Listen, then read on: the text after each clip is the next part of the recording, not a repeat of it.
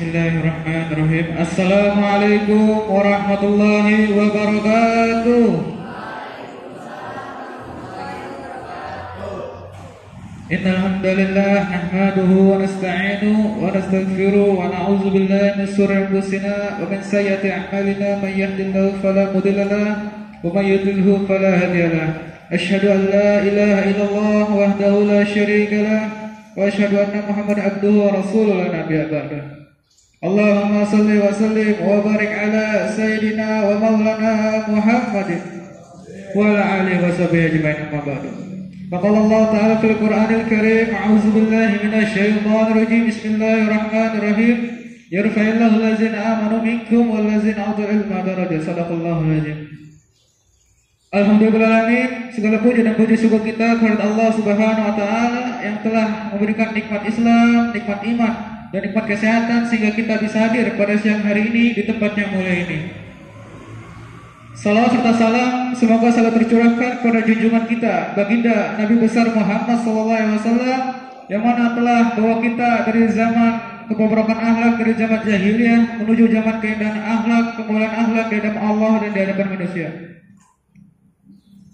Dan yang kami hormati selaku pengasuh dan pengurus Pondok Pesantren Salafal Ihsan yaitu Dr. Ramdes Bapak Kiai Haji Ahmad Ibzillah beserta keluarganya. Dan yang kami hormati para alim ulama, para asatidz, para santriwan dan santriwati yang tidak bisa saya sebutkan namanya satu persatu, namun tidak mengurangi rasa hormat saya, rasa takzim saya.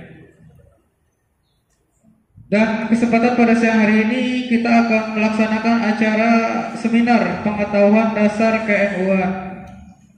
Akan tetapi sebelum itu saya sebagai MC akan membacakan susunan acaranya. Yang pertama pembukaan, yang kedua nyanyi Yalal Waton yang akan dinyanyikan oleh Saudara Wahid. Yang ketiga sambutan dari Saudara Wahid. Yang keempat acara inti dari moderator. Yang kelima penutup sekaligus doa dari Al-Ustaz Syaifuddin. Mari kita buka acara ini dengan bacaan suratul Fatihah. Kita niatkan untuk keluarga-keluarga kita, orang tua kita, guru-guru kita yang telah dahulu telah meninggalkan kita. Al-Fatihah. A'udzubillahi minasyaitonir rajim. Bismillahirrahmanirrahim. Alhamdulillahi rabbil alamin. Ar-Rahmanir Rahim. Maliki yaumiddin. Iyyaka na'budu wa iyyaka nasta'in. Ihdinas siratal mustaqim. Siratal ladzina an'amta 'alaihim ghairil maghdubi 'alaihim waladdallin. Amin. Lalu acara kedua nyanyi Yalal Waton yang akan dinyanyikan oleh Saudara Wahid. Kepada beliau kami persilahkan.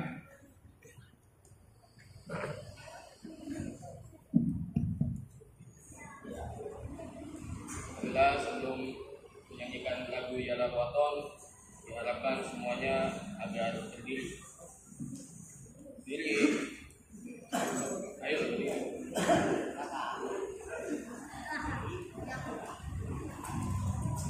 Tangannya sambil kayak gini ya. Kayak gini. Kayak gini ya. Nih, tangannya kayak gini ayo. Angkat tangan kayak gini. Yalal Waton, Yalal Waton, Yalal Waton. Hubul waton minal iman wa la takum minal hirman. Inhadu Yalal Waton, Yalal Waton, Yalal Waton, Yalal Waton.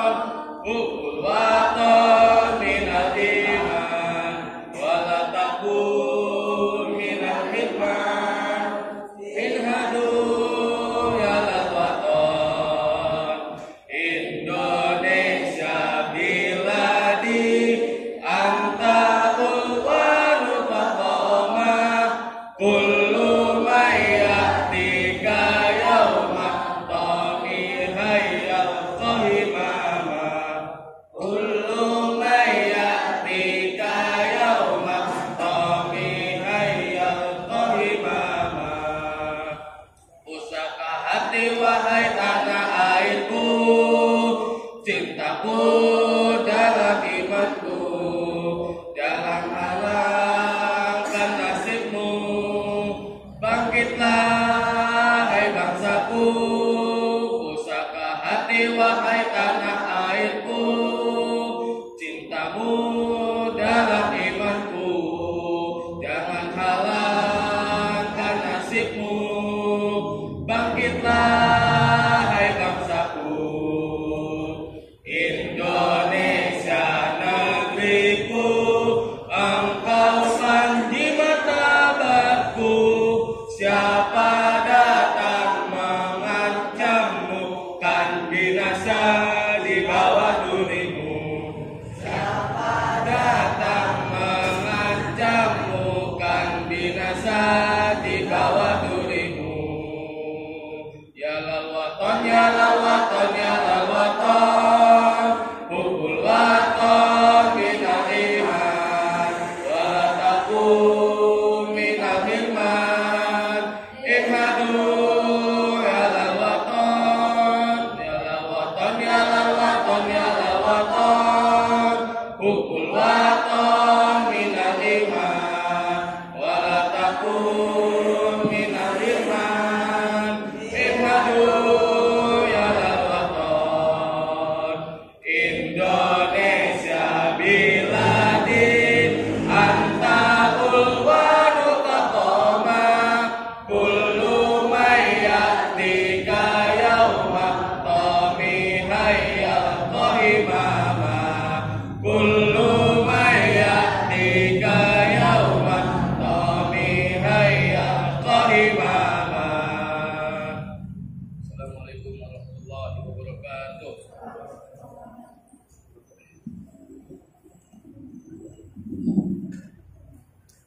Alhamdulillah, nyanyi Ya Lawaton sudah dinyanyikan oleh Saudara Wahid. Semoga dengan nyanyi ini mendapatkan rasa cinta kita kepada Nahdlatul Ulama. Lalu acara yang ketiga, sambutan dari Saudara Wahid. Kepada beliau kami persilahkan.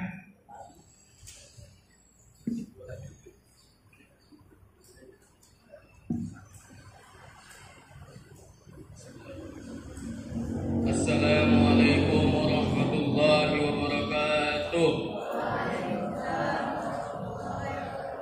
Alhamdulillahirabbil alamin, wassalatu wassalamu ala sayyidina Muhammadin wa ala alihi wa sahbihi ajmain. Asyhadu an la ilaha illallah wahdahu la syarikalah wa asyhadu anna Muhammadan abduhu wa rasuluh. Allahumma shalli ala sayyidina Muhammad wa ala ali sayyidina Muhammad. Amma ba'du. Yang saya hormati pimpinan Pondok Pesantren Salat Al-Ihsan Al-Mukarram Dr. Handes Kiai Haji Ahmad Hifzillah, Mata'allahu bituli hayatih wa nafa'ana bil ulumi wa fadu alaina min barakatih. Amin Allahumma. Dan yang saya hormati Dewan Asatis dan para santriwan dan santriwati yang saya tidak sebutkan namanya satu persatu, namun insya Allah tidak mengurangi rasa hormat dan takzim saya. Saya di sini selaku panitia acara KR Kuat mengucapkan ribuan terima kasih atas partisipasi teman-teman santriwan dan santriwati, dan juga yang dari luar yang ikut hadir dalam acara ini. Tanpa adanya partisipasi dari teman-teman sekalian, tentunya acara ini tidak berjalan dengan baik. Karena tujuan acara ini tidak lain dan tidak bukan adalah untuk menambah hasanah keilmuan kita, terutama dalam bidang keilmuan, sehingga kelak nantinya diharapkan kita bisa memahami arah dan tujuan Nahdlatul Ulama yang didirikan oleh Hadratus Syekh Kiai Haji Hasyim Asy'ari. Mudah-mudahan dengan kehadiran kita di sini mendapatkan ridhonya Allah Subhanahu wa taala dan bisa mengambil ilmu tentang keilmuan dan mudah-mudahan bisa mendapatkan keberkahan dari Hadratus Syekh Kiai Haji Hasyim Asy'ari. Karena dalam wasiatnya, siapa saja yang mau ngurus NU, aku anggap sebagai santrinya. Siapa yang jadi santriku, maka aku doakan husnul khotimah beserta keluarganya. Dan kami akan memperkenalkan susunan aktivis ke-NU-an di Pondok Pesantren Salaf Al Ihsan ini. Yang pertama selaku ketua aktivis yaitu saya sendiri. 2 selaku sekretaris aktivis yaitu Santi Noyono. Selaku bendahara Tina. Selaku humas Kang Agus Noyono yang paling ganteng. Satu lagi Fadia, mana Fadia? Nggak ada ya, tidur itu. Nggak tanggung jawab itu. Selaku seksi bakat dan minat tuh Junjin. Bagi yang ingin menyisihkan rezekinya untuk kelancaran acara ini dapat dimasukkan ke kotak yang sudah disediakan oleh panitia. Mana Sat? Oh itu tuh. Gimana sih? Dan juga kami wakili panitia mohon dibukakan maaf yang seluas-luasnya jika di sana sini masih banyak kekurangan. Salah satunya itu tuh nggak ada makanan juga, maaf ya. Karena belum ada donatur ini. Ini saja yang saya dapat sampaikan mewakili panitia acara ke-NU-an. Wallahu muwaffiq aqwamit thoriq. Wassalamualaikum warahmatullahi wabarakatuh.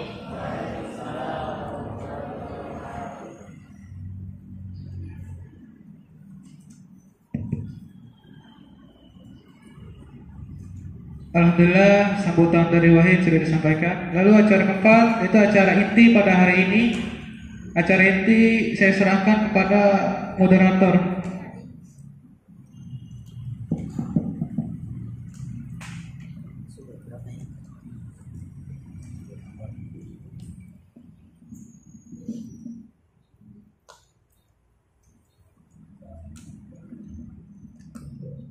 Assalamualaikum warahmatullahi wabarakatuh.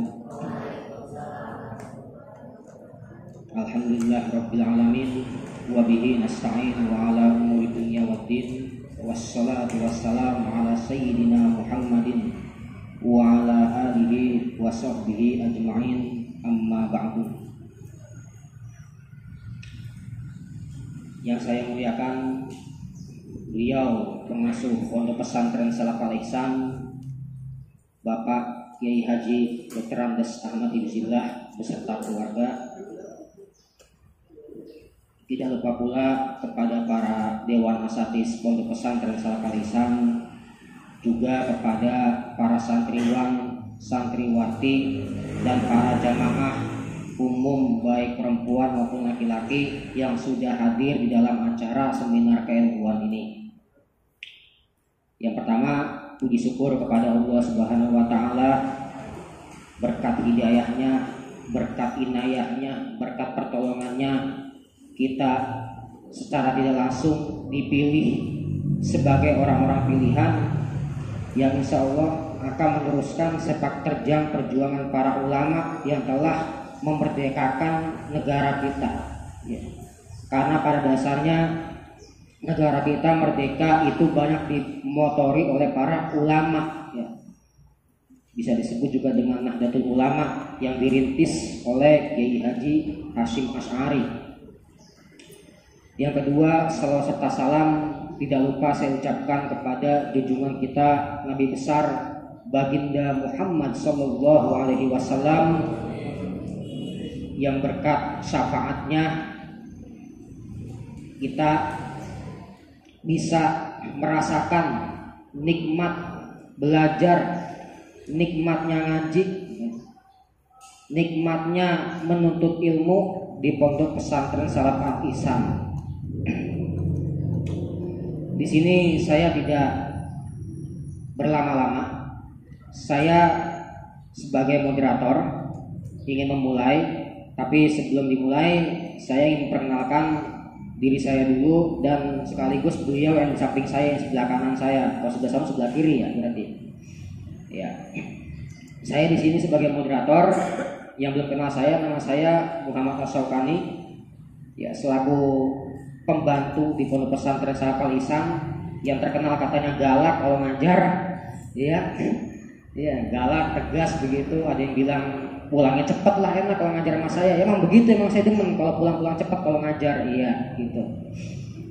Selanjutnya di samping saya di sini ada beliau Ustadz Fahrudin Ahmad SHIMH sebagai narasumber dari acara seminar kita ini.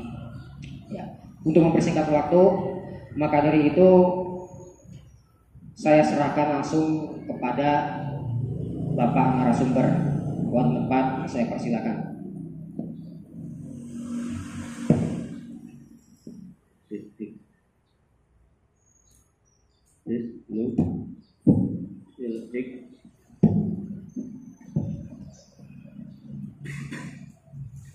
Bismillahirrahmanirrahim. Assalamualaikum warahmatullahi wabarakatuh.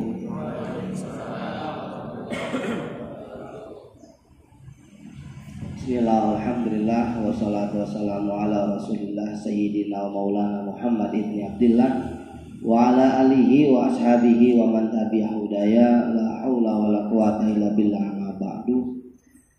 Yang kami hormati dan kami muliakan guru kita bersama selaku pimpinan Pondok Pesantren Salaf Al-Ihsan, pengasuh Pondok Pesantren Salaf Al-Ihsan, beliau yang mulia Al-Mukarram Bapak Kiai Haji Dr. Andes Ahmad Hifzillah beserta keluarga besar, juga Dewan Asatidz Pondok Pesantren Salaf Al-Ihsan, dan moderator Ustaz Muhammad Asyaukani, juga para rekan-rekan teman-teman santriwan santriwati Pondok Pesantren Salaf Al-Ihsan yang alhamdulillah pada siang hari ini kita bisa kumpul bersama dalam rangka menambah hasanah keilmuan kita dalam hal TNU-an. Mudah-mudahan kehadiran kita di sini bisa memberikan manfaat bagi kita, khususnya demi keberlangsungan ajaran Ahlus Sunnah wal Jamaah. Minimal yang hadir di sini nanti kelak diharapkan bisa menjadi pencetus-pencetus Ahlus Sunnah wal Jamaah di kampungnya masing-masing, khususnya di Cakung dan Kampung Baru ini.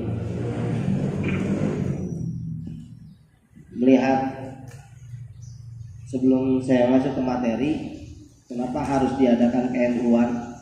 Mungkin salah satu tujuannya Pondok Pesantren Salaf ini melaksanakan KNU-an karena dilihat remaja-remaja, usia-usia santriwan-santriwati mungkin banyak yang belum memahami tentang apa itu Nahdlatul Ulama dan bagaimana perjuangannya, sehingga dikhawatirkan kelak nanti ketika menjadi pemimpin-pemimpin masyarakat, menggantikan para guru-guru yang sudah mungkin usia lanjut, termasuk kita juga di depan.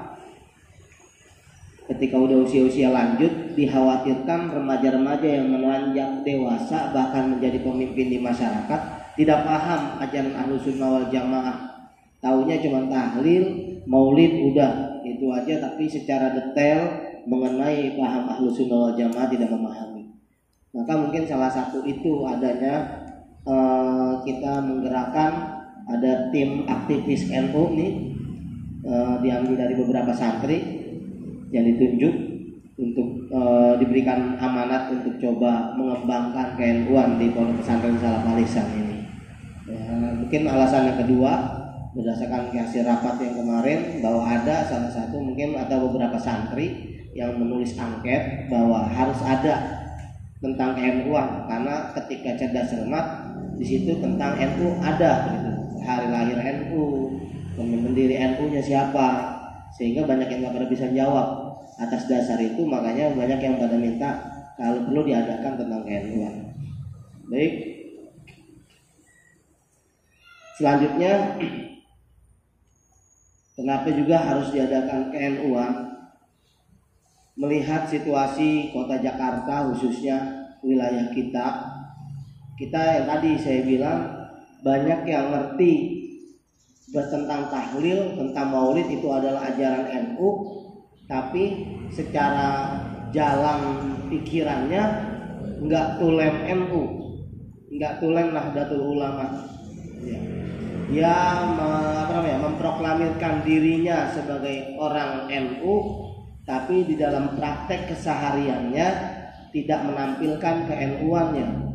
Padahal NU itu sendiri tidak bisa kita lihat hanya sebatas sebuah organisasi, tapi NU itu sendiri harus kita lihat dia ini sebagai sebuah wadah yang memberikan wadah buat umat, memberikan pencerahan bagi umat tentang bagaimana kehidupan bersosialisasi di masyarakat dengan budaya yang ada di wilayah sekitar tanpa dirusak budayanya, tapi agama kita masih tetap bisa berjalan. Karena kebanyakan yang kita lihat situasi yang ada adalah merubah budaya yang sudah ada di situ demi kemajuan Islam dengan cara-cara bagaimana pokoknya Islami gitu. Mungkin pelacur kalau dipakein baju gamis nggak bakalan dihina-hina di jalan, karena dianggapnya dia orang baik, pakainya baju gamis, padahal di dalam hatinya khusyuk gitu. Atau jangan ini yang muslimah sejati di jalanan pakai baju you can see bisa dianggap jadi orang buruk. Jadi selama ini label itu hanya dilihat dari mana? Dari penampilan. Dan itu nggak sejalan dengan pemikiran NU, karena NU nggak pernah membeda-bedakan sesama manusia, karena bedanya manusia nanti hanya di hadapan Allah, yaitu dengan ketakwaannya. Tapi yang terjadi di masyarakat kita tidak bisa disalahkan, karena ini memang ada andil dari propaganda orang-orang yang tidak suka dengan NU, karena keberadaan NU di sini benar-benar menjadi benteng. Bukan hanya sebagai benteng ahli sunnah wal jamaah, tapi menjadi benteng terakhir, tembok terakhir bagi kejayaan Negara Kesatuan Republik Indonesia. Gitu. Makanya penting sekali kita pelajarin ini. Saya pun jujur untuk memahami ini setelah adanya pergolakan politik yang ada di Jakarta dan Indonesia khususnya. Baru beberapa tahun ini lebih mendalami ke-NU-an, ternyata selama ini saya juga belum terlalu NU tulen. Karena walaupun basic saya dari pondok sang pendiri NU sendiri, tapi secara jalan pikiran saya belum 100%. Bahkan bisa dibilang baru 40% lah saat itu. Namun beberapa tahun ke depan ini, kurang lebih hampir ada 5 tahunan ini, saya baru bisa mendalami sebenarnya apa sih ajaran Ahlu Sunnah wal Jamaah dan Nahdlatul Ulama yang didirikan oleh pengasuh pondok pesantren saya sendiri. Itu apa? Saya coba mendalami, dan salah satunya adalah ya ini hasil penyaringan dari buku mungkin tadi yang dipunya oleh salah satu teman santri kita. Gitu. Akhirnya alhamdulillah seolah-olah seperti orang yang baru taubat kembali untuk berada di Nahdlatul Ulama. Gitu. Karena Nahdlatul Ulama ini adalah benar-benar rumah besarnya umat Islam Indonesia, bahkan bukan Indonesia tapi dunia. Gitu. Karena kalau sudah bisa menghancurkan Nahdlatul Ulama, maka dia bisa menguasai Indonesia.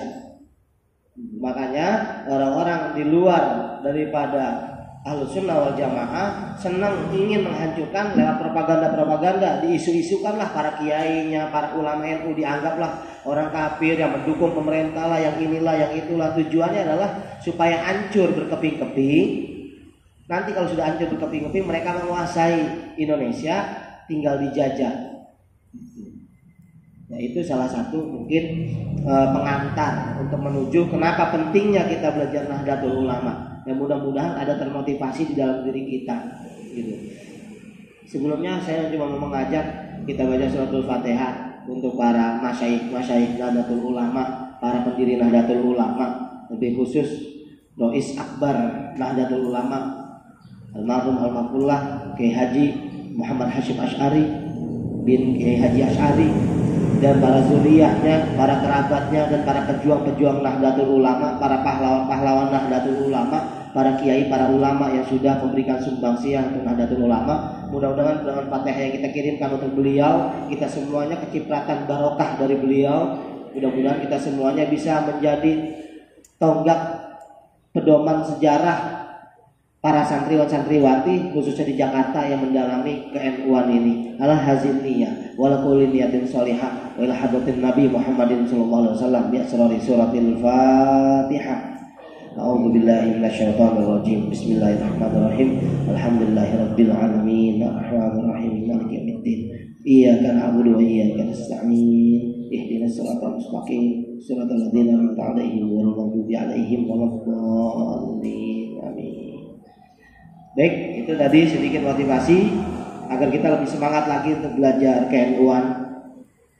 Selanjutnya, sebelum kita masuk ke materi mendalam tentang NU itu sendiri, tentang ajaran-ajaran yang diambil atau diajarkan di dalam Nahdlatul Ulamaan, tentunya ada pepatah bahasa Indonesia yang mengatakan tak kenal maka tak sayang, tak sayang maka tak cinta, gitu ya. Tak kenal maka tak sayang maka tak cinta. Tapi dalam artian di sini adalah ketika kita pengen kenal NU, ya kenali dulu NU-nya sebelum ajaran-ajarannya. Ya, makanya itulah yang ditekankan oleh beliau, yang moderator mungkin di dalam nulis cerdas cermat, isinya nggak hal-hal yang berbobot untuk NU, cukup tanggal berapa NU dilahirkan, siapa pendiri NU, itu aja susah jawab kan ya.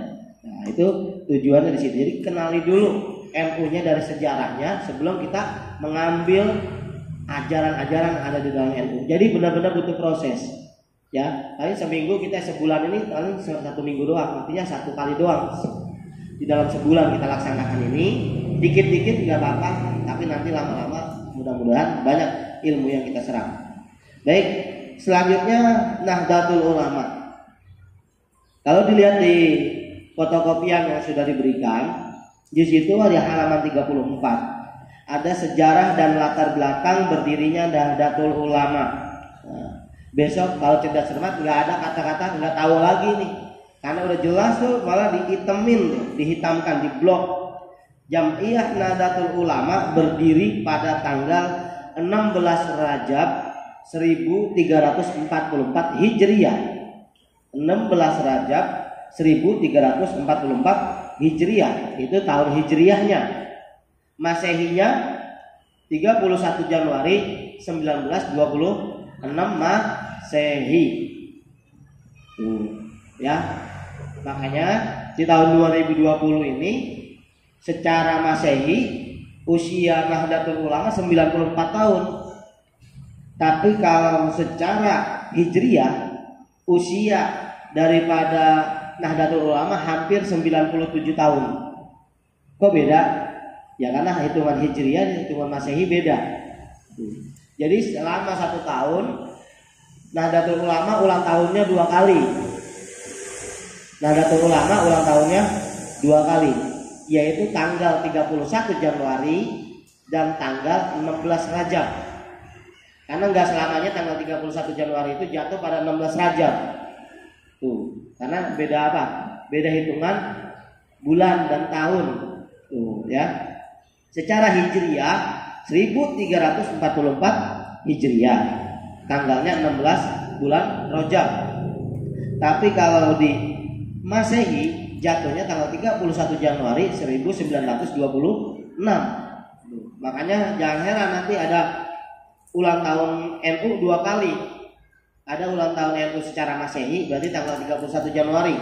Itu usianya 94 tahun. Kalau yang Hijriah itu di bulan Rajab tanggal 16 Rajab ulang tahun NU lagi, tapi usianya 97 tahun. Beda ya. Gitu. Beda, tapi itu hanya secara hitungan bulan dan tahun Masehi atau Hijriah. Ya. Ini Jamiah Nahdlatul Ulama, walaupun pendirinya adalah Hadratus Syekh Haji Hasyim Asy'ari, dan beliau ini adalah orang dari kiai dari Jombang, Pondok Pesantren Tebu Ireng. Tapi Nahdlatul Ulama tidak berdiri di Tebu Ireng. Mungkin cikal bakalnya iya di Tebu Ireng, tapi secara memproklamirkan dirinya Nahdlatul Ulama itu didirikan di Surabaya oleh para kiai-kiai di Jawa Timur. Oleh para kiai-kiai di Jawa Timur, dan lebih terkhusus kepada Sang Rais Akbar Hadratus Syekh Haji Hasyim Asy'ari, salah satu pendirinya.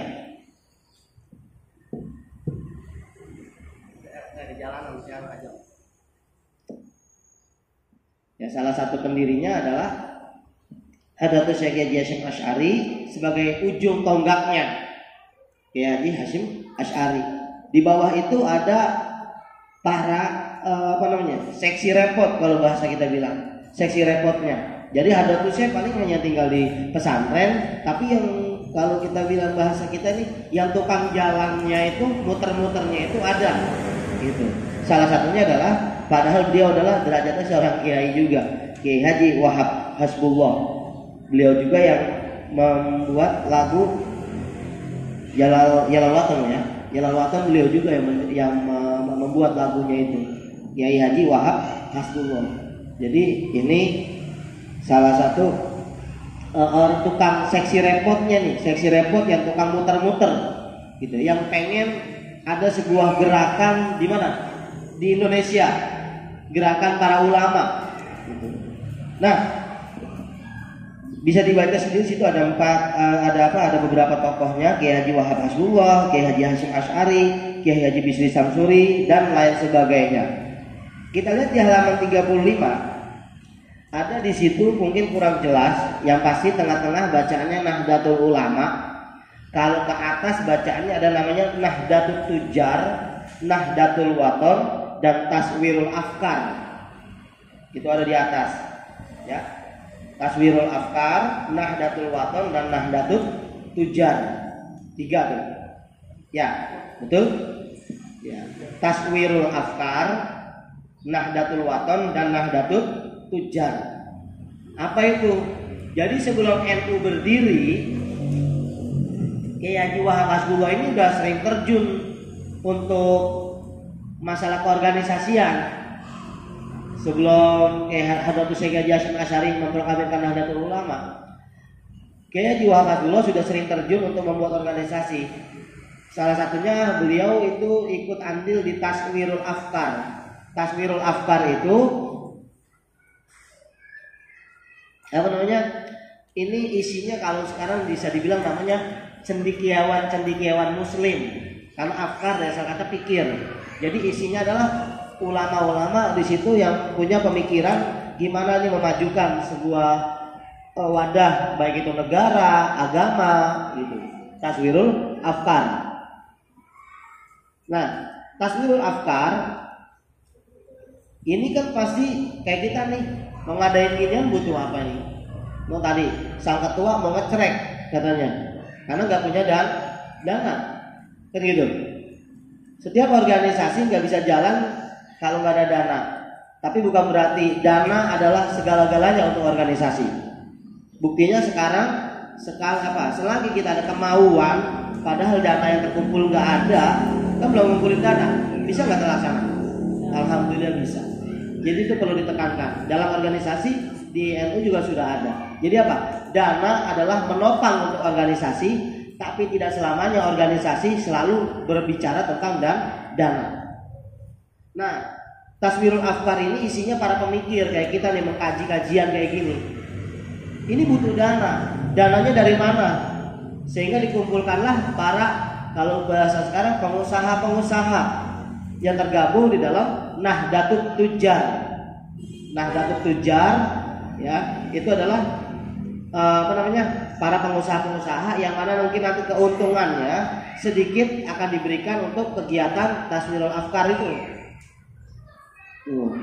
Dan satu lagi untuk pergerakan agamanya, di situ ada namanya sebelum berdiri Nahdlatul Ulama ada Nahdlatul Wathon tahun 1916 Masehi. Nahdlatul Wathon. Nahdlatul Wathon namanya. Yang sekarang mungkin masih ada, termasuk salah satu pengikutnya bisa saya sebut nama TGM, Tuan Guru Bajang, Tuan Guru Abdul Majid namanya siapa ya? Tuan Guru Bajang, TGB ya. Tuan Guru Bajang itu TGB Abdul Majid itu adalah salah satu Nahdlatul Wathon. Gitu. Bukan Nahdlatul Ulama beliau, tapi Nahdlatul Wathon. Ya. Yang ada di mana? Sumatera ya. Beliau dari Riau apa? Kalimantan ya. Kalimantan. TGM ya. TGB. Tuan Guru Bajang, beliau itu Nahdlatul Wathon. Sampai detik ini, sampai hari ini masih ada Nahdlatul Wathon, tapi tidak berseberangan dengan Nahdlatul Ulama dalam secara aliran keagamaannya. Ya, nah 3 inilah asal muasalnya. Secara NU organisasi udah ada sebelum NU, gitu. Tapi isinya orang-orang NU, gitu. Para ulama dari NU kayak Haji Wahab Nasrullah, salah satunya. Jadi asal muasal kenapa NU ini ada panjang. Ya mulai dari adanya apa tadi? Taswirul Afkar, Nahdlatul Wathon, Nahdlatul Tujar. Setelah itu apa yang menjadi menjadi motivasi harus ada NU? Itu pertama tadi. Yang kedua alasannya adalah ada kolonialisme penjajah. Kolonialisme penjajah artinya apa? Ini negara kita lagi dijajah. Ketika lagi dijajah, orang mau beribadah agak sulit. Ya kan? Orang beribadah sulit kenapa? Gimana mau beribadah? Orang Belanda sendiri punya apa? Punya moto datang ke Indonesia punya 3 moto. Ayo yang belajar IPS. Apa? 3 motonya penjajah datang ke Indonesia. God, glory, gospel. Ya, udah ada di situ. God, glory, gospel. Tinggal baca aja. God, emas. Maksudnya apa? Nyari kekayaan di sini, ngeruk kekayaan. Kedua, glory, mau menguasai negara. Gospel, agama. Jadi apa? Dia datang ke sini penjajah bukan hanya mau mengambil negara, bukan hanya mengambil kekayaan dari negara, tapi dia juga ingin menyebarkan agama di sini. Ya agama mereka apa? Penjajah. Tahu sendiri Belanda, Jepang penyembah matahari. Bahkan ada tuh saya juga salah satunya kemarin yang katanya peseng-pesengnya kata salah satu dai pondok pesantren Salaf Al Ihsan kemarin, iya, sampai tangannya nggak bisa ngangkat, iya, ya. Tapi saya masih juara 2 kemarin ya, nggak juara ya?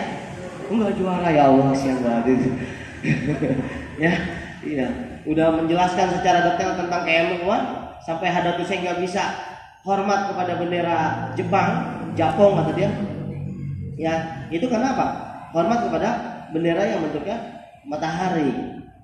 Itu karena Jepang adalah penyembah matahari dan itu ingin dibawa di mana? Di Indonesia. Otomatis ketika ada agama di sini, agama ajaran dari para wali songo, yaitu agama Islam, ingin ada orang sholat atau ada orang mau ngaji atau apa, itu menurut mereka ini apa? Sebuah bentuk yang perlawanan, ini nggak boleh, ini harus ada di sini. Nah akhirnya apa? Karena para ulama kesel, istilahnya mangkel, orang beribadah kok susah, makanya apa? Dia lawan. Itulah salah satu pergerakan alasannya kenapa harus ada Nahdlatul Ulama. Karena ada kolonialisme penjajah yang mengakibatkan orang susah untuk beribadah. Salah satu alasan kenapa harus ada Nahdlatul Ulama. Selanjutnya apa lagi? Organisasi pembaharu Islam dan Wahabi. Apa tuh? Organisasi pembaharu Islam dan Wahabi. Jadi keberadaan Islam di Indonesia ini kan tadi yang saya bilang di awal, bagaimana katanya saya dengar ada sedikit kayak ceramah dari belum lama saya dengar. Jadi Islam itu ibarat air. Ketika masuk di gelas, maka dia akan seperti gelas. Ketika masuk di botol, maka seperti botol. Ketika dicampur dengan kopi, maka dia bisa larut di dalam kopi. warnanya nggak lagi putih, nggak lagi jernih tapi hitam. Begitu juga dengan teh. Islam itu seperti air. Artinya apa? Islam ini bagaimana ajaran Islam datang ke sebuah daerah. Ini bukannya Islam yang mewarnai, gitu. Bukan artinya apa? Harus berubah jadi bentuknya harus Islam semua. Rumahnya mungkin tadinya ada gambar salib, dirubah harus gambar bulan bintang, gitu. Apa masjidnya gitu kan? Atau apalagi kemarin yang lagi baru-baru bikin huruf T ada gini nih kayak orang salib, oh ini harus dihapus, ini jangan. Enggak harus kayak gitu. Tapi bagaimana Islam bisa masuk ke sebuah wilayah, tapi apa? Budaya-budaya di situnya itu tetap berada, tapi diganti budaya-budayanya tetap budaya itu juga, tapi diganti dengan keislaman. Bukan diganti berubah total. Pakaian kita biasa pakai batik, dikata wah nggak boleh pakai batik, harusnya pakai gamis. Karena budaya orang Indonesia pakai batik. Ada yang bisa bikin batik, ya udah pakai batik nggak apa-apa. Karena tujuan agama bukan pakai gamisnya, tapi satrul aurat. Harus ingat, satrul aurat, menutup aurat. Gitu. Batik menutup aurat nggak?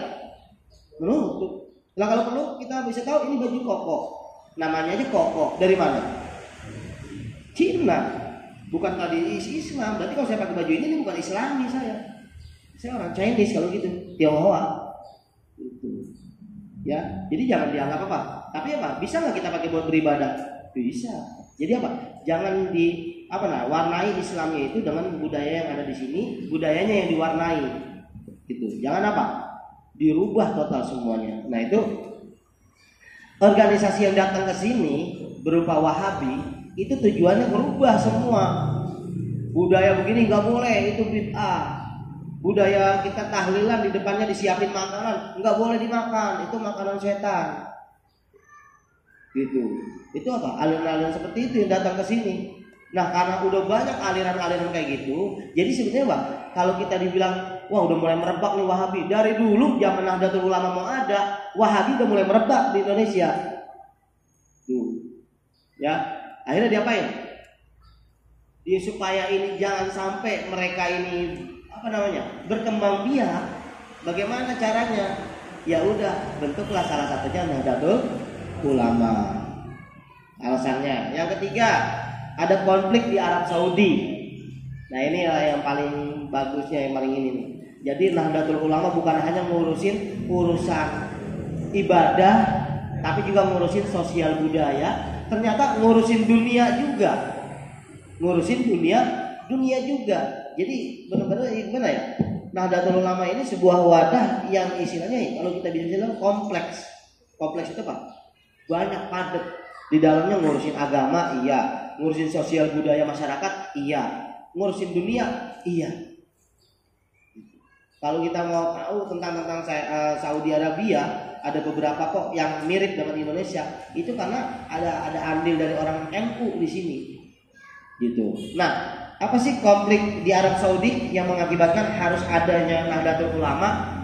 Jadi saat itu pemerintahan Arab Saudi udah mulai kolab, ya, sudah mulai kolab, udah mulai mau hancur karena ada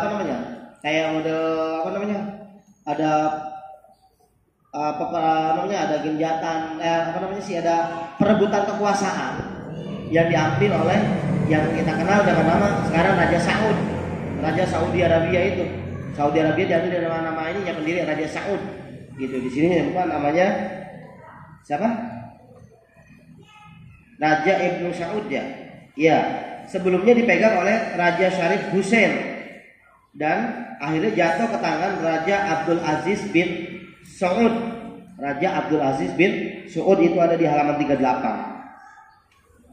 Ya, Raja Syarif Hussein pimpinannya jatuh ke tangan Raja Abdul Aziz bin Saud. Ya sekarang masih keturunan beliau dari Raja Saud itu.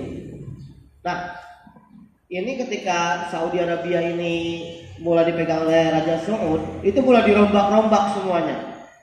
Mulai dirombak-rombak tatanan kehidupan di Arab Saudi. Sebelumnya dari Raja Hussein ini. Apa salah satunya yang paling ada andil orang Indonesia adalah tentang makam Rasulullah.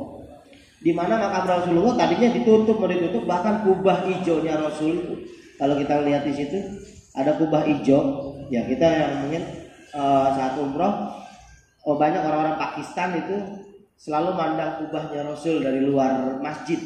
Ya ini misalkan kubahnya Rasul sini, karena nanti ada dua kubah Rasul yang asli yang hijau itu disitulah kubah pertama, artinya rumah Rasulullah dikubahin hijau. Sebelah sininya ada kubah-kubah lagi yang lain, tapi penanda ini adalah rumah Rasul pakai kubah hijau.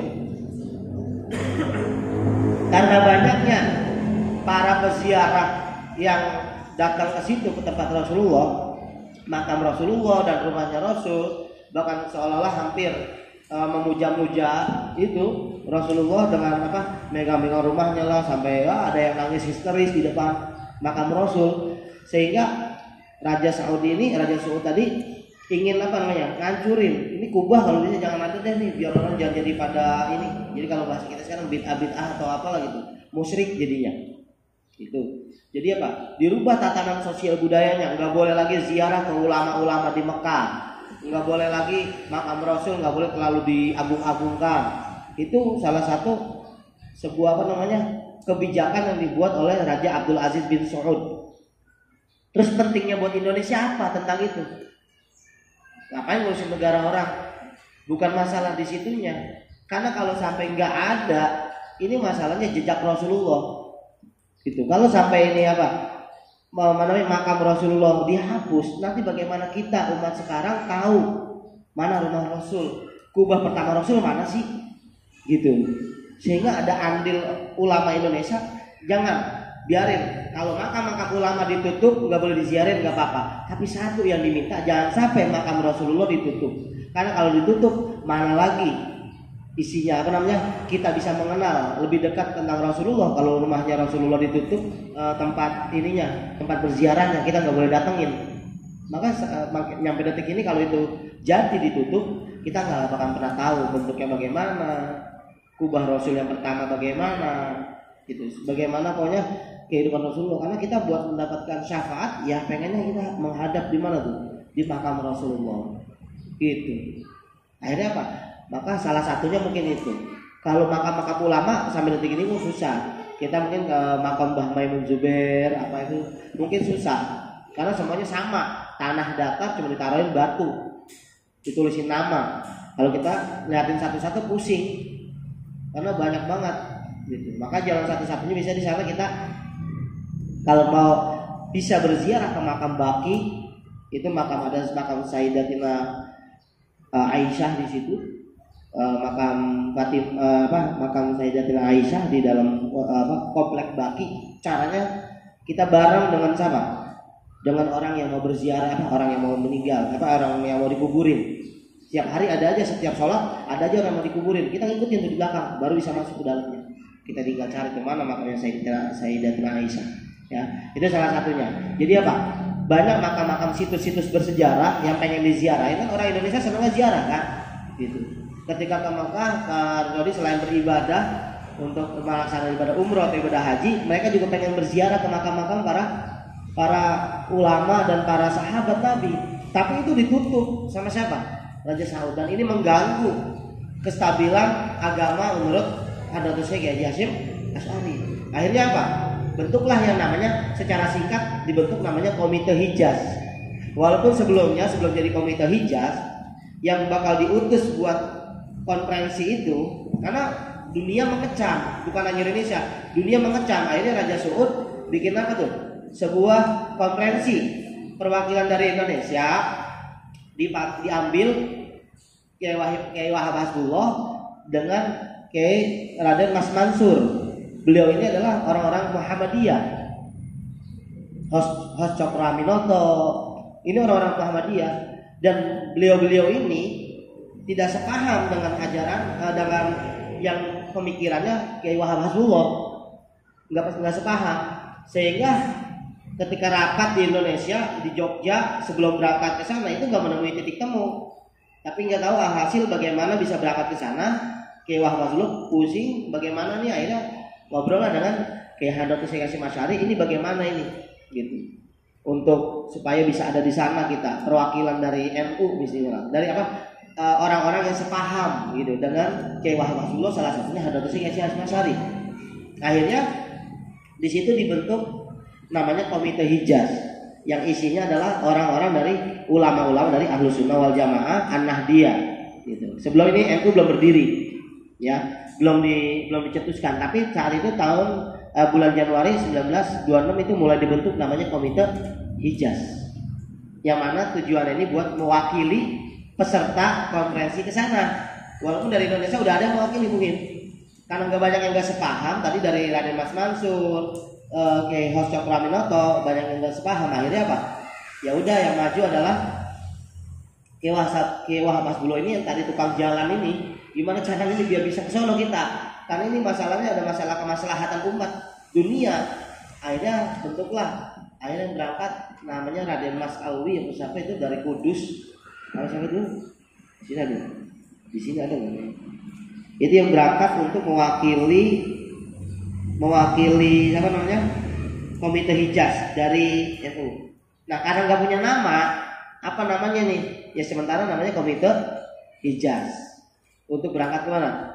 Berangkat konferensi itu. Untuk menghadiri, salah satu poinnya adalah jangan dirombak itu makam Rasulullah, situs-situs bersejarah gitu. Pokoknya banyak lah, salah satu poinnya itu mungkin.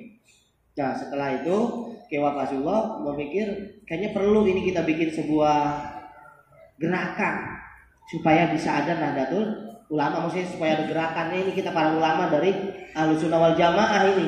Karena mohon maaf tadi saudara kita yang dari Muhammadiyah banyak yang nggak paham dalam hal kebijakan ya, bukan masalah aliran ya, kebijakan. Jadi menurut beliau kebijakannya seperti ini, dan menurut orang-orang ulama-ulama Ahlus Sunnah wal Jamaah Nahdlatul Ulama seperti ini.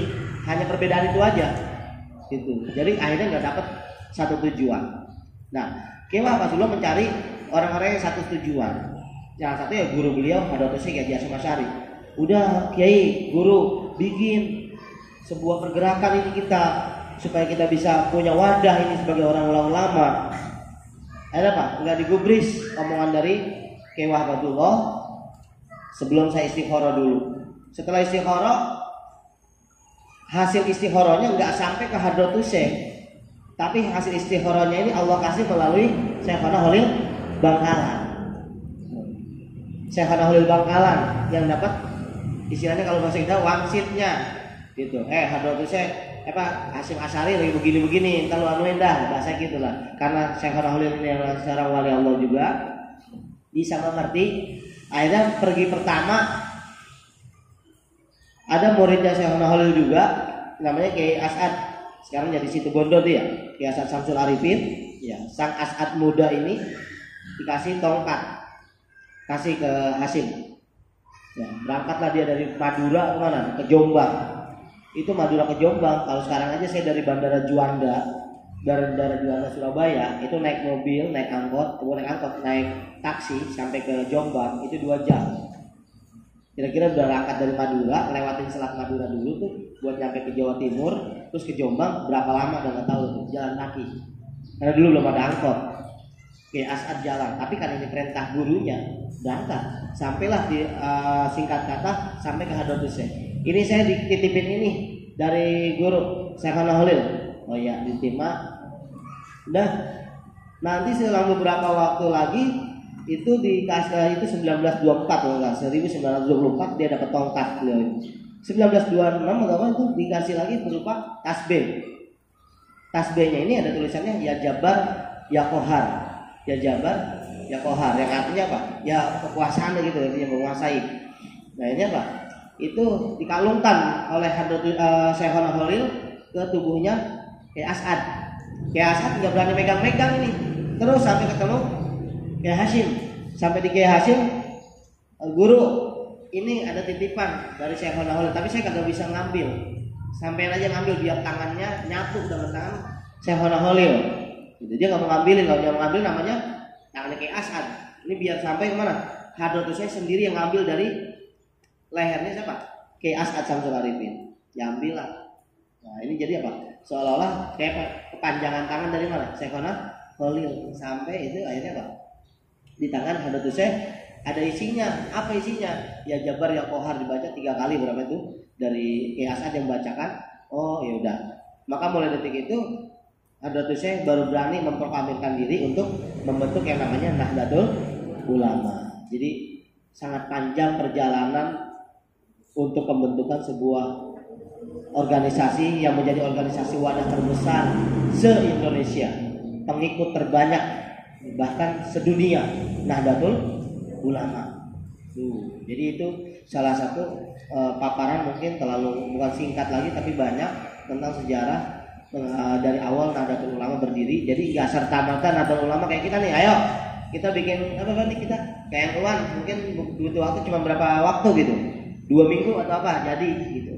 Tapi beliau ini, karena kalau kita sekedar mengurusin pesantren, tapi yang diuruskan oleh Nahdlatul Ulama adalah semangat selingkupnya global, maka nggak bisa. Dan sekelas Hadratus Syekh Haji Hasyim Asy'ari nggak bisa langsung gegabah, tapi beliau istikharah bagaimana untuk menentukan.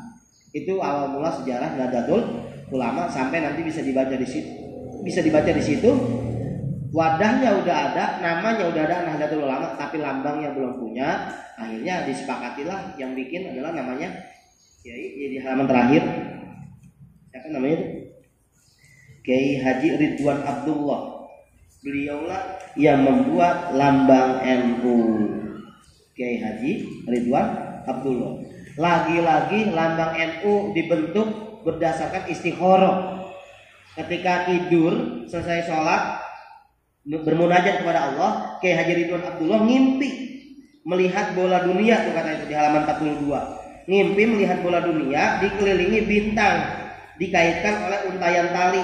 Maka seketika itu juga, ya inilah kelasnya lain. Kalau kelas kita mah nggak bisa begitu. Ini kelasnya para ulama, para kiai mungkin yang udah lebih taqarrub ilallahnya lebih mantap mendekatkan diri kepada Allah, sehingga begitu ngimpi benar-benar diimpinya impian yang benar gitu. Dan langsung seketika bisa bangun dia rangkai, jadilah Nahdlatul Ulama seperti yang kita kenal, bentuknya seperti itu, ada bintang-bintang. Tapi ini mungkin perjalanan singkat dari keberadaan Nahdlatul Ulama beserta lambang-lambangnya. Jadi sampai saat ini sudah paham ya tanggal berapa didirikannya Nahdlatul Ulama? Paham ya? Kalau bulan Masehinya bulan apa? Masehi bulan Januari tanggal 31 tahun 1926. Kalau secara hijriahnya bulan Rajab tanggal 16 tahun 1344 Hijriah. Itu mungkin sekelumit, mungkin nanti ada kurang-kurang dari pemaparan saya tentang sejarahnya bisa diluruskan kembali. Tapi saya juga sama, istilah kita sama-sama baru belajar tentang Nahdlatul Ulama secara mendalam. Mudah-mudahan ada manfaat dari yang saya sampaikan. Selanjutnya saya silakan ke moderator, mungkin ada sesi tanya jawab atau apa, saya silakan selanjutnya ke moderator.